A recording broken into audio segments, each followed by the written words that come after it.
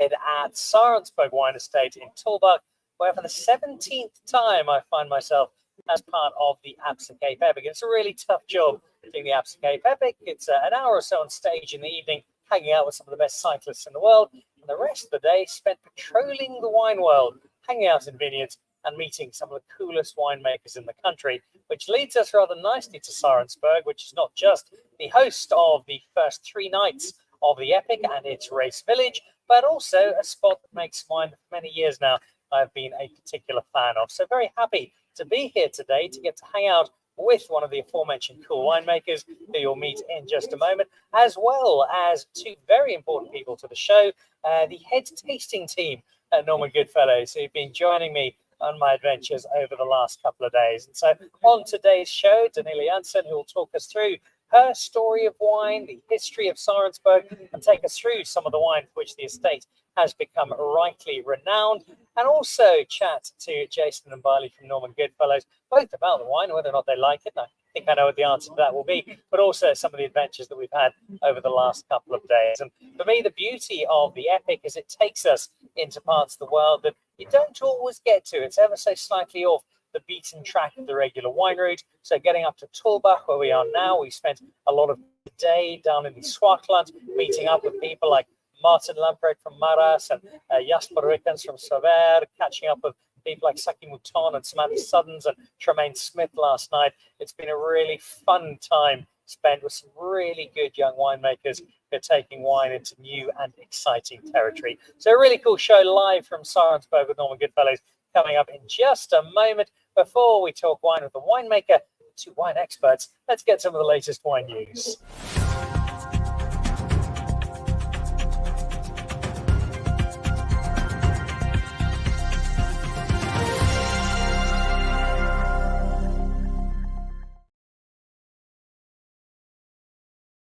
Take too long for a new email to arrive in my inbox from the Luke Dale Roberts team, usually with some pretty good news. Either Luke has opened a new restaurant, he's got a cool new chef, or he's got something exciting happening with a menu, and it's the last of those that relates to our news today. New menus across the board, all of Luke's restaurants, be it Short Market Club or Fledglings or Potluck Club, a series of meals, either lunch or dinner. It's 495 Rand for a splash out lunch and 795 Rand for a splash out dinner. These are some of the best restaurants in the country. The pricing is quite frankly ludicrous, but pricing I shall take very happily, and that is available across all of them. If you want to have a look, jump onto the respective websites, have a look at the menus, which are up there to have a look at. As per usual, there's a hint of the East to the Short Market Club, the selection of smaller plates at Potluck, and all of it with that signature Luke Dale Roberts sense of fun and flair, coupled with technical brilliance. So really good prices, some terrific meals. I suspect you might be seeing me at some of those tables over the coming months. And next Monday, put this one in the diary if you haven't already, and I suspect you may. This is at the Always Norman Goodfellows store, and Le Chant, Pietri Fenter, is one of the most exciting young winemakers in the country, and he is charged with, as part of the Thai Bosch group, 2 particular wines. He works a lot on the rosés at Pink Valley, but he's also doing the wine at Le Chant, and that Le Chant wine already, just the 1 white and the 1 red, a small selection, but a terrific selection, and as part of the Otto family group, wine that is raising a lot of excitement around the world. They do have Thai Bosch and the Scott Willem Gilbert, but it's the Le Chant wine that we're going to be drinking at Norman Goodfellows. I shall be there, Pietri shall be there, and I hope that you should be there as well. Just 100 Rand to come along. All of that gets donated to charity. There are a good lot over at Norman Goodfellows. So get online, book your spot, come and join us, and you're in for a really good evening. And then finally, some news in the industry in terms of people moving along. It's a sad day for the Saints team and Zoo. I think David Higgs will be weeping today, partly because he's ridden the Absa Cape Epic, but partly because he's lost one of his stars, but she's gone to a really good home. Steph Cartwright is the youngest person in history in Africa, not just South Africa, to get the diploma in the WFPT, the Wine Spirits Education Trust examinations. She is she's 21 now. She had an extraordinary career. She's been at within the Marble Group now for the last 3-4 years, and she's now moving over to Great Domains to join Derek Kilpin and his team. So a masterful sommelier who has got extraordinary knowledge and a brilliant palate, and she is going to be joining that Great Domains team. So look out for Great Domains events coming up, and she will be the person overseeing them. All right, well, welcome to Saronsberg. Welcome to my Norman Goodfellows dream team of Jason and Mbali, and a very special welcome to the show, and thank you for welcoming us to your home to Daniela. Yeah, thank you for being here. Cheers. I love being here. When we drove in a little earlier, generally these two have had smiles on their face all week, partly because normally on a Monday, Jason would be looking at spreadsheets and all that. My offers, Mbali trying to crunch all of her work. Instead, driving through such a beautiful part of the world, and then driving in here. And when you come into Saronsberg, you've got the dam, you've got the vineyards, you're framed by the mountains around Tulbagh. Generally, South African wine estates are pretty nice places to visit, but there is a particular charm to Saronsberg. Yeah, I must say we are so happy and fortunate to be able to be here, and I'm so happy you guys made your way out to Tulbagh. And it just takes that one visit to Tulbagh to absolutely steal your heart. And it's the people, it's the views, and then it's the wine. So that's what gets people to keep coming back. I'm guessing, Mbali, you're pretty kicking yourself, thinking, why have I not been here before? Absolutely, Dan. I don't understand why I have not gotten my priorities in check. But I trust you, me. I will be back here, not only by hook or crook, but I'm bringing the family, my mom, my partner. It's going to be a family affair. It's absolutely a beautiful space. And like Daniela said, we've got to be fortunate in terms of what we have in this country. It's beautiful. And Jason, we've had a really good look at it over the last couple of days, starting with Rakes yesterday and a terrific tour with Adrian, and then a brilliant bride, the end of which we don't remember with quite as much clarity as we do the start with Maras and a collection of really exciting young winemakers, and then working our way through Maras this morning, Jasper at Spover. You've been in the industry for many years now, but I could see, even for you, it's done so much in the wine world and the liquor world. It's been a really special couple of days.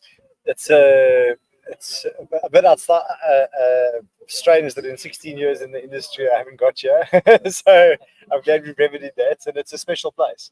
It really is. The small towns, the long drives between the farms. It's been great fun. Tell us a little bit about Saronsberg. The first time for these two. I've been here probably 3 or 4 times now over the years.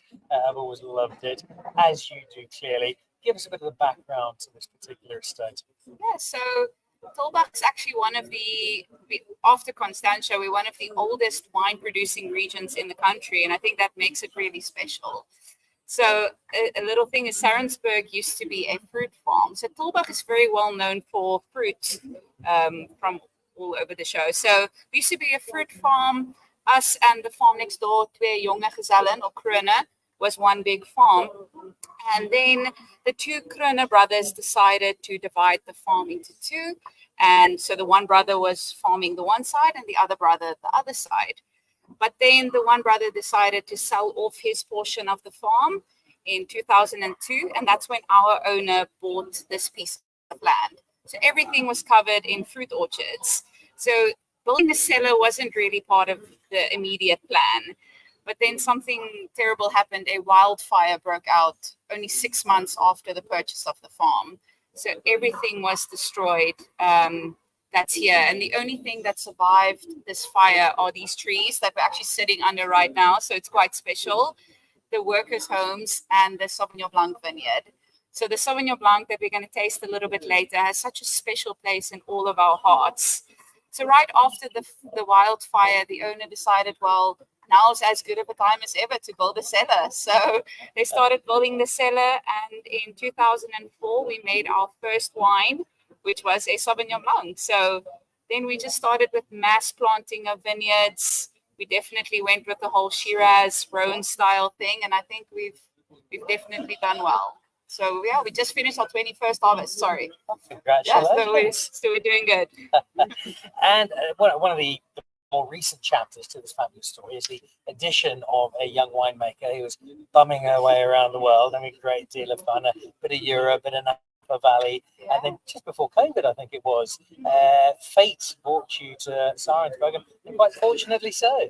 Yeah, I was traveling a little bit, trying to find my my niche in the wine world. And I think if you find your thing, then you're going to be successful. That's always been my motto. So I'm very happy that in 2017, while on a school Elsenburg trip, I visited the Rhone Valley, fell in love with Shiraz, fell in love with Rhone style wines, and I was just so lucky to get this job at the end of 2019. So started as assistant winemaker and just worked my way up. And then in April of 2023. I think you're very young. No, sorry, it's a long day and my English is almost finished. At the end, April 2023, I got promoted to winemaker. So I'm very happy. I'm very fortunate, and I'm very grateful for Saronsberg. Part of the reason I love telling these sorts of stories is, I think, Mbali, exactly the reason you love hearing them, in that when we're in the business of me talking about wine, you selling wine, Yes. telling people about the malolactic fermentation or the amount of time on lees, it's a small gap that appeals to, but it's the stories and the history that really are the crux of getting people to fall in love with wine. Absolutely, Dan. And you know me, I'm in marketing by discipline and industry. So storytelling is where it's at, and storytelling is what, you know, forms the building blocks of a lot of brands that we've come to love and know today. So absolutely, it's the memories, it's the stories. It is, you know, you being able to sit down and remember a moment where you absolutely felt your best, and to remember that and take it with you, and actually even to share it with friends and family. So I absolutely agree with you.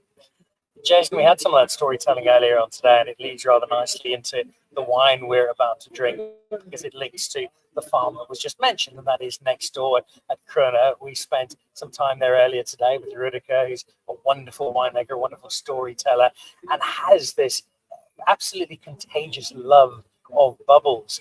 And again, you've been through so much in the broader industry, but I felt, and I felt that you felt, that it was a really special time with somebody who not only knows his product so well, but is giving us such exceptional product. And that bubble session we had next door was a magical one. So I think you know, the wine industry or the wine offering is so broad, and it can be a bit overwhelming to someone who's getting into it. And people, and even myself, sometimes find myself being lazy and ordering the same stuff, and you've got to explore. And what was amazing about Ruda was my favorite part was the wine, the same grape made the same way from two different places, and how different that tasted. So it was, and stuff like that I find fascinating, and it's quite nice to use things like that to educate people. Where you say, taste that, made the same way, with the same varietal, with the same grape. And look how different it is. And that shows you how the earth and how the terroir and conditions can affect wine so much.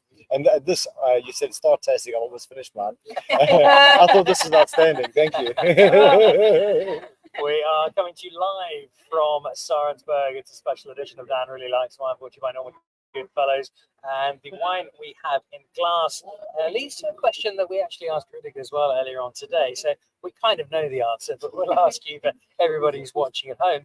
And that's that we're drinking something that by rights would seem to be from the wrong part of the world, because Chardonnay and Pinot Noir, the two grapes that drive most of our Cup Classique from a classic perspective, we'd expect to find in the Himalaya and in Elgin and in cool climates. Today was 38.5 degrees. A dreadful day to be riding a mountain bike, a wonderful day to be in the shade drinking wine, which thankfully is what we were doing.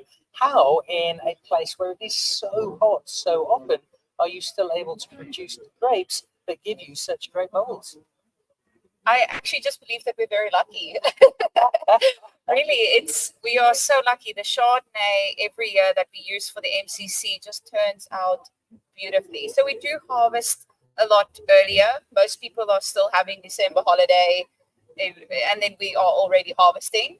So that's, I think, one of the key things to producing a good MCC in such a hot region is just to make sure you harvest early.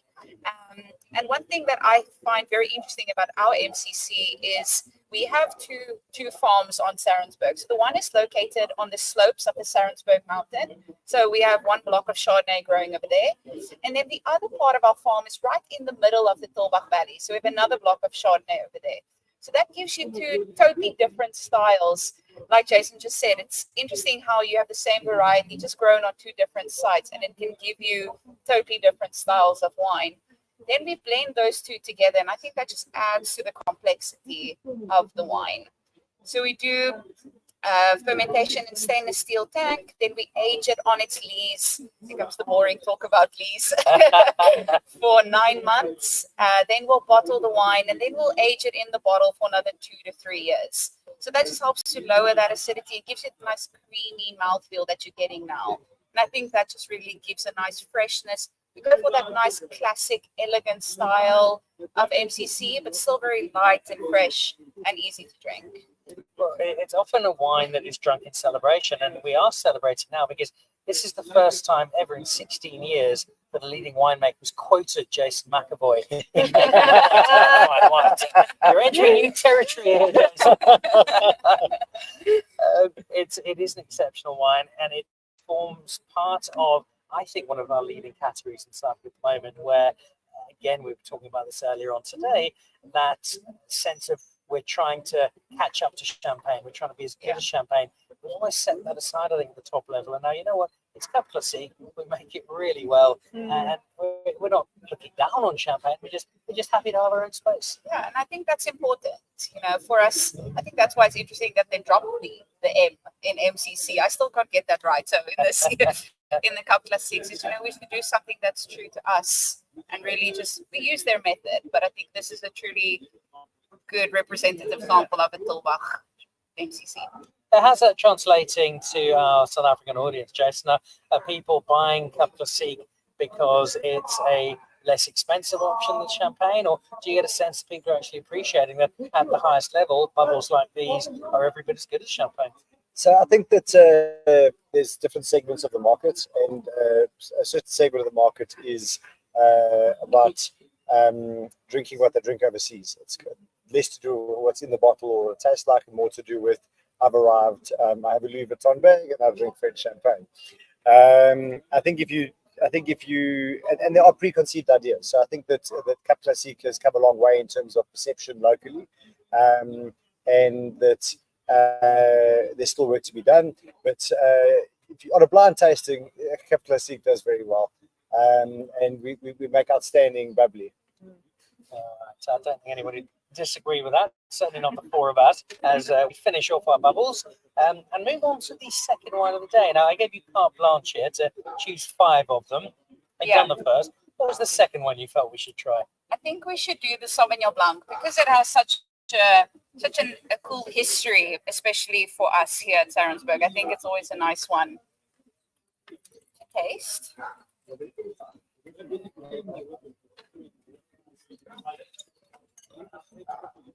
Thank you. As we go into this tasting, Sauvignon Blanc bars, I think still outselling any other white wine by some crazy factor, like 6 to 1. Sauvignon Blanc does take the occasional knock from the wine snobs because it can, when it's not made particularly well, have elements that aren't always the most welcoming. But you've got to be fair to Sauvignon Blanc. The numbers reflect it's a very, very popular wine in South Africa. It is very popular wine in South Africa, and for us, we're the African continent.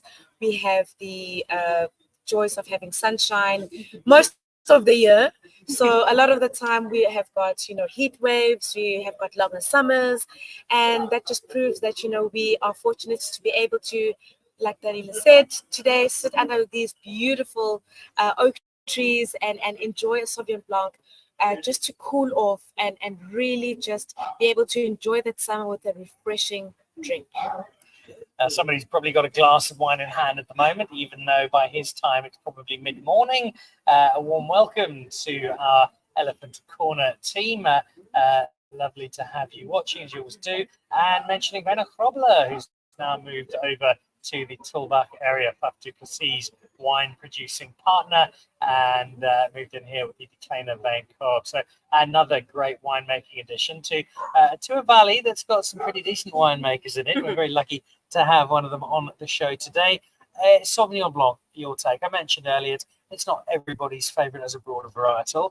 And I think part of that is there is such a variety of expression of Sauvignon Blanc. Yeah. And you can have two wines that taste vastly different. Sometimes you won't even pick one up as a Sauvignon Blanc. It's that far from our perception of what a Sauvignon Blanc should be. What frames your philosophy on Sauvignon Blanc, and how much does the terroir here allow you to take that philosophy to its end point? Yeah, so because Tulbagh is such a hot region, we decided to do our Sauvignon Blanc a little bit differently because it is such a controversial variety. So what we do is we harvest our grapes a little bit later so we can have just a slightly lower natural acidity and a higher natural sugar. So that will give you a fuller, rounder mouthfeel on the palate. So you still have that quite high acidity coming through, but it's not as overpowering, because all the tannies are going to complain that the acidity is too high. So then we ferment in stainless steel tank and we age it on its lees for another 3 months. But what you'll get from this wine is you get lots of that more tropical style because of all the heat that we have. You do get a little bit of green, more of a citrus liminess coming through on the nose and on the palate, but it's more of that tropical fruit-driven style of Sauvignon Blanc. So these vineyards, like I mentioned before, are our oldest vineyards on the farm. So with that also means that they are going to have bigger concentration, more flavor, and I think this wine drinks absolutely beautifully. And I guess for the owners, there's a certain nostalgia to this wine, a bit of romance to it. It's the one vineyard that escaped the Great Fire. I know. So it is. Like I said, we all have more of a love for red wine on this farm, but this is the one white wine that we all have a very special place for. Like Mbali, the Sauvignon Blanc story, it is so popular. How do you approach that when you're selling wine and that there's so much great stuff to be sold? How do you decide where am I putting my marketing resources? Where am I driving the story of different wines? Such a difficult question, Dan. And I think, there isn't one answer that can answer that completely. I think you've just got to, look at, first and foremost, time of year. Obviously, you've got things like unique selling points. I'm not going to go into marketing speak. But again, you've got to pull out the story behind the brand and the story behind the wine and tailor make it to who you want to tell the story to. And it's so important to make sure that you are being intentional about the stories that you tell and being selective as to who you're telling the story to so that it resonates and there's a level of authenticity to it. Of course, it also needs to be backed up by some rather good wine, which is exactly what we are drinking at the moment. Jason, you were very annoying last night because we had a blind tasting where Jasper Wickens brought along a bottle of wine, and we were all the winemakers as well, trying to guess what it might be, and then you just calmly say, "Oh yeah, that's a Stellenbosch Cabernet Sauvignon from 1999," and you got it absolutely bang on. And I've seen you before in blind tastings where you got a red wine and a white wine mixed up, so it was clearly pure luck, or you've just been practicing enormously. We'll give you the benefit of the doubt and say you've improved dramatically. In which case, what's your take on the Sauvignon Blanc? Oh, this is delicious, and I must say I haven't drunk it in a very long time. I sometimes get stuck into the routine of things. It's got amazing fruits. It's got a great finish and a good mouthfeel. And when you spoke of the acidity, it resonates. It resonates. And I think as a winemaker, one last word on acidity before we move on to our next wine, because acidity, it can often be almost a bit of a swear word in the wine world, and yet we have to realise that with all wines, specifically with white wines, and with Chardonnay, where acid forms your backbone, and with Sauvignon Blanc, where you need to get the balance right, but without that acidity, you are losing the core element of wine. Yeah, of course.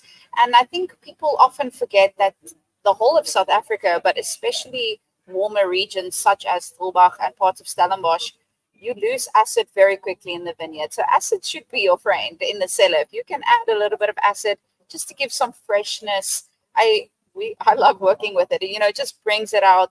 It just emphasizes some of that fruit flavor, and also it helps with the aging of the wine.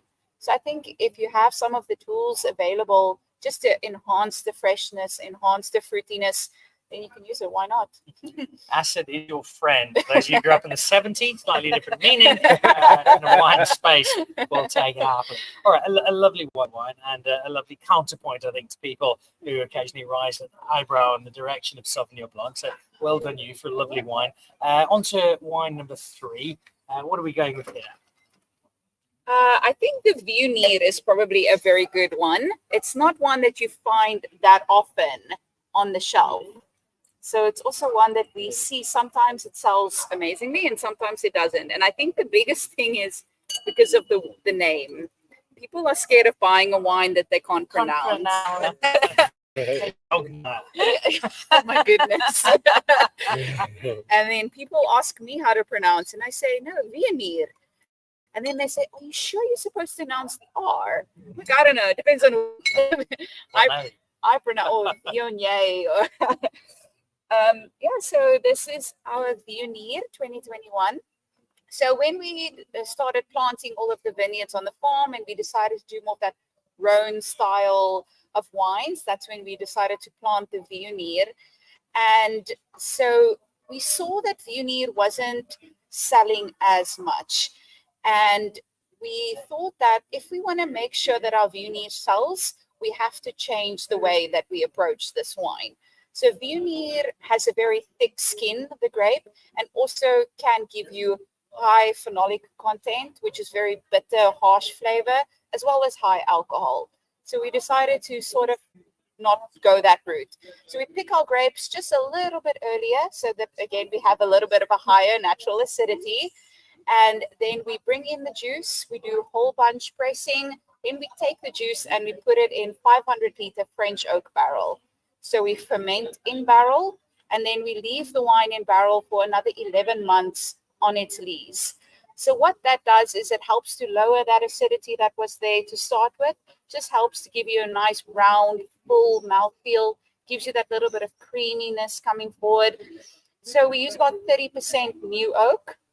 We don't want the oak to overpower the wine. So that's why we decided to do the 500-liter barrels instead of 300 or 225s. So the 500 liters work perfectly. So you get that very typical Viognier characteristics of apricots and peaches. And I often say that the wine reminds me of, small white flowers. I think if white had a smell, this is exactly what white would smell like to me. And I think it's just a very nice representation of what Viognier can be. So I love when people come to the tasting room and I can tell them about the wine and try and just get them to taste it, because as soon as they taste it, they're usually sold. It's just to convince the consumers out there to try something like a Viognier with a difficult name, but it's a perfect wine. Goes very well with food as well. It does indeed. Even though you're using the 500-liter barrel, you're still using a fair amount of new oak for a white wine. That is because you've got something here that it makes a noise. It's got incredible perfume, and it's not a quiet wine. It's got a lot of character. Yeah, I mean, this wine is 2021 is the vintage, and you can even smell this wine is still super fresh, very floral. So all of that oak that we use just helps to make the wine so it can age a little bit longer and just shows, what this wine is really about. And I think that's beautiful. But it's hard to sell wine when people can't pronounce it in Mbali. It's a real item. When you're selling wine, there are a lot of barriers. If we look at a lot of our Sauvignon Blanc makers who add Semillon, because it's in the 15% or below bracket, they don't have to add Semillon, and they don't, not because they're not proud of it or anything to hide, but they know that people get thrown by things they don't understand. How much of a problem is that in selling wine to the South African market, and how much is that changing? So Dan, excuse me. For me, I think there's a concept that we like to use a lot in the liquor industry and in our business as well. It's called liquid to lips. And literally it's just sampling. And for us, that's why we want to make sure that, wine and alcohol is accessible to people, and that's why we have our tasting events at Four Ways. That's just one of the examples where we are trying to break down those barriers bit by bit, where someone can ask, a question like, how do I pronounce this wine? How do I pronounce this cultivar?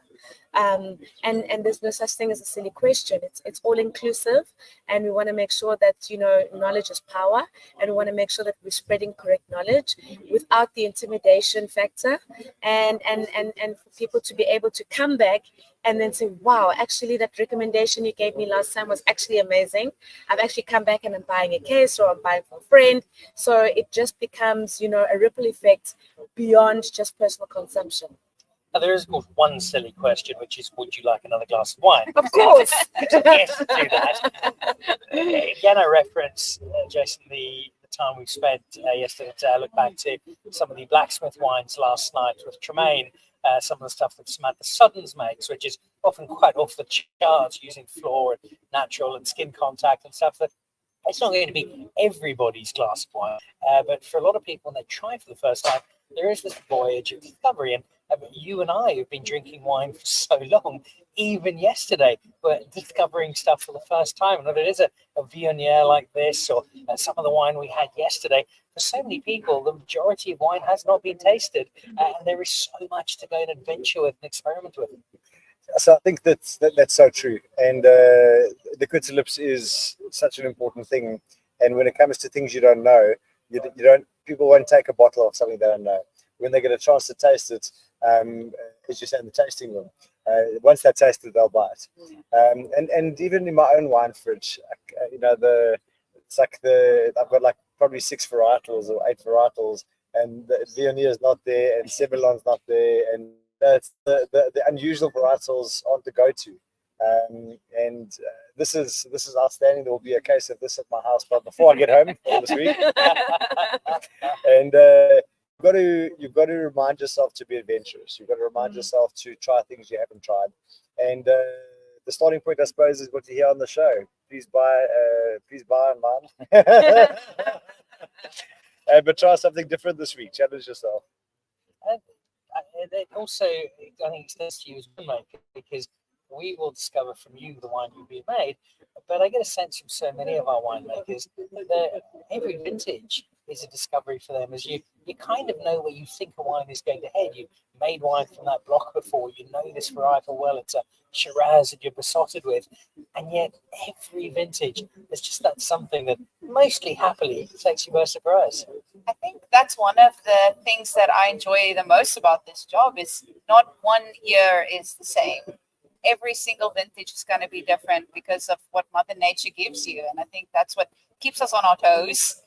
We don't sleep much during harvest time because you're stressing, but it is what it is, and it's fun. Keeps you busy and keeps us curious, because if it's raining, you have to go do research about what to do now, and you get this flavor or this flavor, so it keeps it interesting, and we get to learn every single year. As do we from you as a result, and as we have this evening with some cracking Viognier. Our bubbles are done. I think our 2 whites are done. What's wine number 4 of our 5 this evening? So I think the Shiraz is obviously a necessary one to taste. And this is the one. This is your I will die on that hill wine. This is the wine that makes all the epic people, they come down from that and then they come take a glass of this. makes the epic worth it. Yeah. As you pour it and fill out those glasses there, if you will just hold the bottle up for our team of directors and cameramen who are currently producing our live broadcast from Saronsberg. You've got an array of stickers. I'm on a couple of WhatsApp groups where this is often a conversation. But I want to ask the marketing guru, the sticker, how valuable is it outside of wine? Geez, Dan, you always love to give me the sticky questions, honestly. But Dan, honestly, from a marketing perspective, as I mentioned or spoke about authenticity, and with authenticity comes a level of credibility. So absolutely, there's a place and space for award stickers. That's what's puts us out there. That's what makes us competitive globally as well as nationally.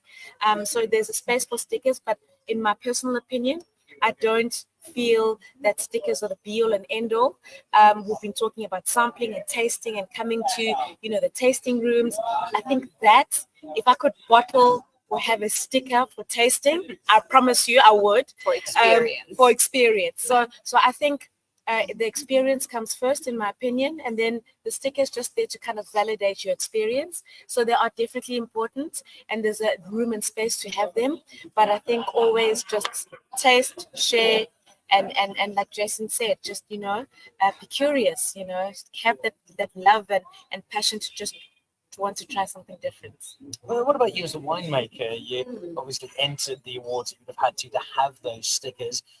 I guess you almost have to keep an arm's length. But not everybody's going to love it, and so you can't take the 85 points too hard, and you can't rest your laurels on the 95 points. Take a bit of give and take with both ends of the spectrum. Yeah, definitely. My biggest thing is just that people should enjoy the wine. And I know that there's a wine for everyone out there. And I think that's one thing that makes Saronsberg quite amazing as well is, we focus on Shiraz and Rhone style wines, but we do a little bit of everything else. We do have a Chenin Blanc, a Rosé, a Bordeaux style wine. So even if the Shiraz with all the stickers is not your thing, then we'll try the Bordeaux style. So yes, it's definitely the pressure's on sometimes because you have to produce good wine so that you get the stickers every year. Imagine there's 1 year with no stickers on. That would be embarrassing. But I believe in our vineyards and I believe in our wine that, it'll perform well. And I think the people like it.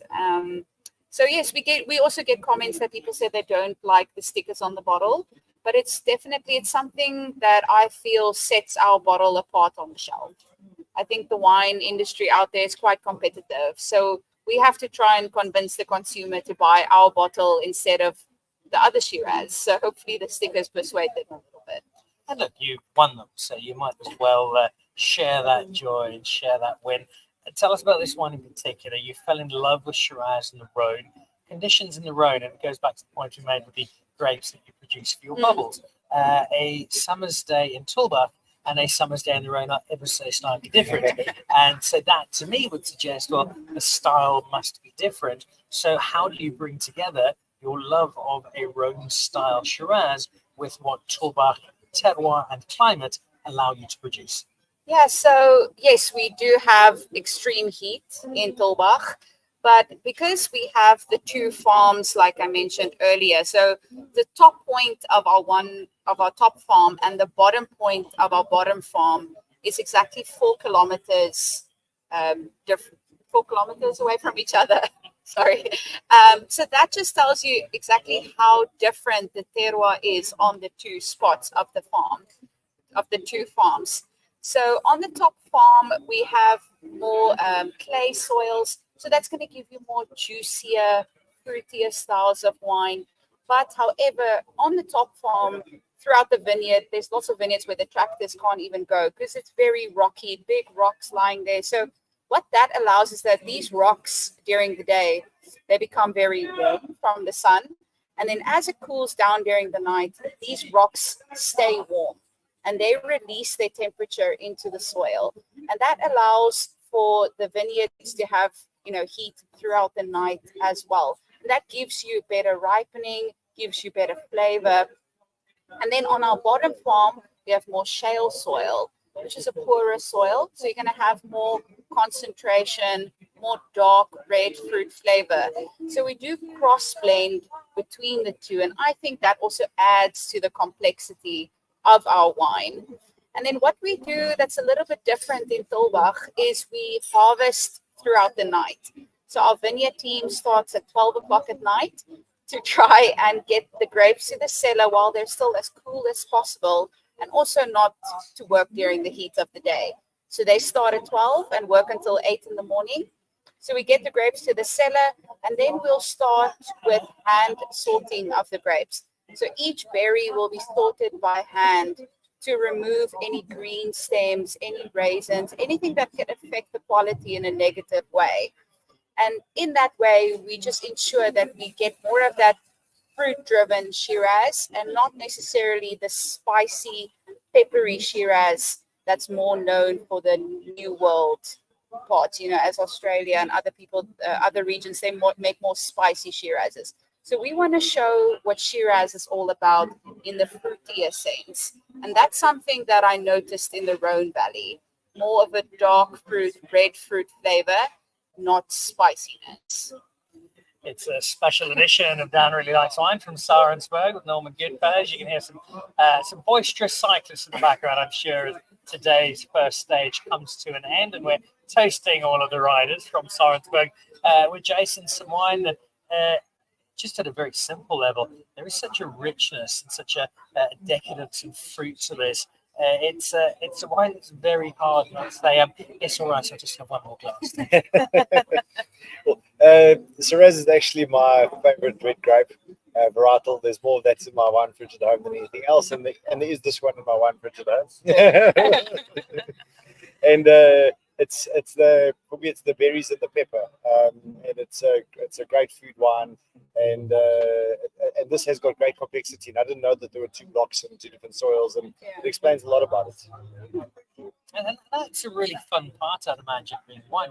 Challenging, certainly, but also fun, where you've got these different pieces of the puzzle, but you don't have that picture on the box. So you've got to try and work out what picture are they going to put together and what might work to give me something that is greater than the sum of its parts. Yeah, so we handle each block of vineyard on this farm exactly the same. So we harvest it the same, we do the fermentation the same, we age it in barrel exactly the same. And after 10 months, I have the very terrible job of tasting through all of the barrels in the cellar. And then we'll sort of start putting the pieces of the puzzle together. So after 10 months, we'll decide which wines are going to go to Full Circle, which will go to Shiraz. We'll take the wine out, we'll do a blend, and then we'll put it back into barrel. So it'll age for 20 months in new French oak barrel. And that just helps the wine to really come together and age perfectly as a nice integrated product. Which is exactly what you have here. As you may know from watching previous editions, and I know you told me earlier you never miss one, I have a Philistine of a wife who won't drink white wine or lighter red, but this, she'll demolish a case of this over dinner. Quite happy. She's very badly behaved. So, just remember to stock up before you go. Well, we're just going to Jason's house. Always a party to be had there. We've had 4 terrific wines, which kind of puts a bit of pressure on the last one. Yeah. You've got to maintain your perfect streak. What is our last wine for today? Okay, let me just take my last sip. A fabulous sip it is too. Yeah. Okay, so the last one is has even more stickers. only a few more. Running out of bottle. There was one year we actually did run out of space and we had to go to the back. So this wine is called the Full Circle. So it is a Rhone style blend. And I think this is the wine that we are probably the most well known for. It's probably the wine that I first fell in love with Saronsberg through. And it's been an ever present in my cellar ever since. My first love of Saronsberg was the old label with that. Oh yeah, the old provenance label. The old provenance with the abstract. It's like a Salvador Dali or something like that. So this is proper famous. You mentioned Saronsberg to people. Full Circle. I know that. Why is this the wine that it is? I think for me, this is a perfect representation of Saronsberg and of what we do, and that's Rhone style blends. So this is a blend of Shiraz, Grenache, Mourvedre, Viognier, and Roussanne. So we planted Grenache, Mourvedre, Viognier, and Roussanne specifically to make this wine a full Rhone style blend. So I think it's absolutely amazing how everything comes together. So Shiraz is definitely the backbone of this blend. Gives you the structure, gives you the red fruit flavor, gives all the power. And then the Grenache gives you that nice cherry plum notes, comes from the Grenache. The Mourvedre gives a nice spiciness, sort of like a licorice flavor that comes through. And then the Viognier and the Roussanne, the 2 white varieties, give you that nice floralness, perfuminess, and just helps to polish everything off.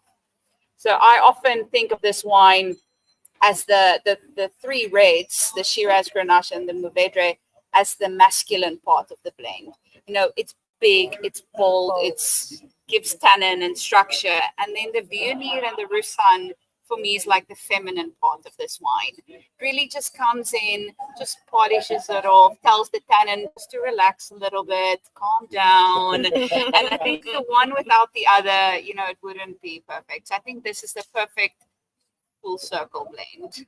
Which is quite interesting, because if you take the Norman Goodfellows team, it actually works the other way around. And masculine elements. It's a real treat to drink this wine at any time. To drink the winemaker at the estate makes it all the more so. And I'm going on the Mbali Smile Index. This would put this one right up with anything we've had this week. My word, Dan, if ever I had to go on a liquid diet, this would be it. This would be it. But absolutely, Daniela, you've explained it so well. I think just the integration of all these grapes together. In theory, I was thinking, how is that going to work? But in practice, once you've got the full product together, it's a journey to be savored. Honestly, it really is. And getting a thumbs up there as well. Looks like a Jess. 2 thumbs up. I like the way you explained the full circle, the varietals, and then the full circle, which I hadn't connected the dots before. I'm not very clever. So Tulbagh is very well known for the big earthquake. I think it's the biggest earthquake that's ever hit South Africa in 1969. So most of our wines, the names are connected to the earthquake. So we have the seismic, and then we have the earth in motion, which is our Shannon. And then the full circle, I never knew actually where the name came from. And then they explained to me that where the earthquake hits, it makes a perfect round circle as it ripples out. But now it's just perfect because all the varietals come together, and it's a perfect blend. Yes. Before we wrap up with our winemaker, a final word from our Norman Goodfellows team. Mbali, when you get to come down to a place like this, a lot of your time is unfortunately behind the desk. You're directing traffic, army of staff out to market the different brands you work with. I'd imagine that getting down here just gives you a real rejuvenation in terms of what you do, why you do it, and feeling a real sense of vibrancy of the wine industry. Absolutely, Jen. And for me, I think the most important thing to make point of is just the appreciation of the wines that we drink at home. Coming after a hard day at work, stressed out, and you have a glass of full circle, it really does go down very, very well. After hearing what you've just told us, Daniela, and I've got so much appreciation for that. I think I've got a lot of appreciation for the elements. So something as small as just weather, can throughout the journey give you something as amazing as this product. So yeah, thank you so much for what you do. There's a lot of things that go behind the process of winemaking, and it re-educates me all the time, and I've got a lot of appreciation for that. Thank you. And also, I can see a lot of positive energy. And Jason, when you go back to your own office, which is slightly different, it's basically just a room full of arcade games and half-empty bottles of whiskey. But I think every industry in South Africa faces its challenges. The economy is not at its greatest, and there are lots of questions that need to be answered. But again, when you come down, you spend time with people like Daniela at places like Saronsberg, I think it does give us a real sense that there is a bright and positive future for the wine world, and we're very lucky to be part of that world. So it's a couple of things there, Dan. Firstly, someone said it yesterday. They said, if you take it and then you do something wrong with it, you can't go back and take it again and do something else. That's your harvest for the year. You get one chance at it, and that gives a lot of perspective. And winemaking is science and art. And the science part, there's a recipe, you can follow instructions, whatever it may be, but the art part is the intangible. And there's so much that goes into wine. And then when you consider what wine costs versus what goes into it, and then you compare that to the world stage in terms of what wine costs in South African wine, we're very blessed, we're very lucky, we get to have amazing things. The second thing is, business is personal, like meeting people like yourself, meeting the winemakers. It gives you a lot more context to everything. And I suppose maybe for you, meeting us as your single biggest retail seller. The relationships in business, relationships in wine are important, and it's very good to meet you. Thank you. Yeah, thank you. I have to thank you guys, because without people selling the wine, I wouldn't have a job. So thank you. But it's amazing meeting people that have the same passion for wine. And it's amazing. Thank you. In closing, because you've still got grapes coming in, your day is not yet done. No. Ours certainly is. The look ahead, the horizon. You've had 5 years or just about here now. You've clearly found your feet and done so very comfortably. What do you see the next stretch looking like, both for you as a winemaker and for Saronsberg as a brand? Yeah, I'm super excited for the future going forward. At Saronsberg, we are growing every single year, and it's amazing. And the economy that we are today, I'm so happy that our wines are still doing good. And so for me, I just want to continue producing top quality wines that people can enjoy and that people love drinking. And we planted some more vineyards last year, hopefully planting some more next year. So I'm excited to keep growing, experimenting a little bit with some other cool varieties, see what we can do. But yeah, for now I'm just excited, sticking with the good old Shiraz. It's a wonderful story with which to lead the wines you produce. Thank you for sharing them with us. Thank you for sharing Saronsberg with us and your story. And I suspect it won't be too long before you see us back again. Yeah, thank you. I'm so happy you guys finally made it out to the farm and to taste some of the wines, and very grateful. Thank you. Well, cheers. Thank you. Cheers, guys.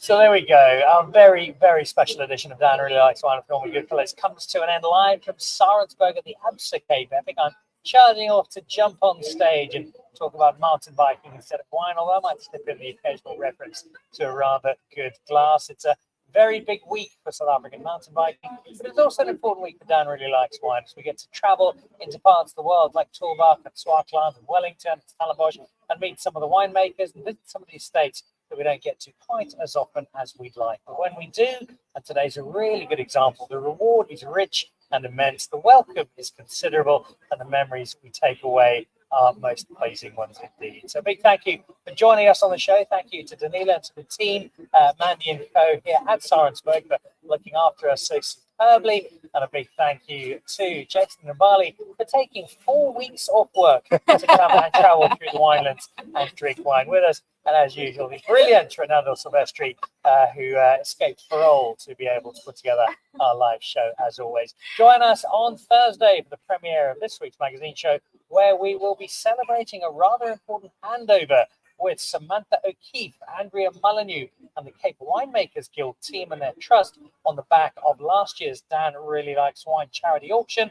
And continuing the theme of Tulbagh, we catch up with Adrian, the newish winemaker at Rijks, and find out how an estate that only makes Chenin and Pinotage manages to do quite as well as it does. That is Thursday. For Monday, there's a little wine to finish off, a great sunset to take in, and the beauty of Tulbagh and the charm of Saronsberg to wrap up what's been a lovely Monday. This is Dan Really Likes Wine, brought to you by Norman Goodfellows. Thanks for joining us. We'll see you on Thursday.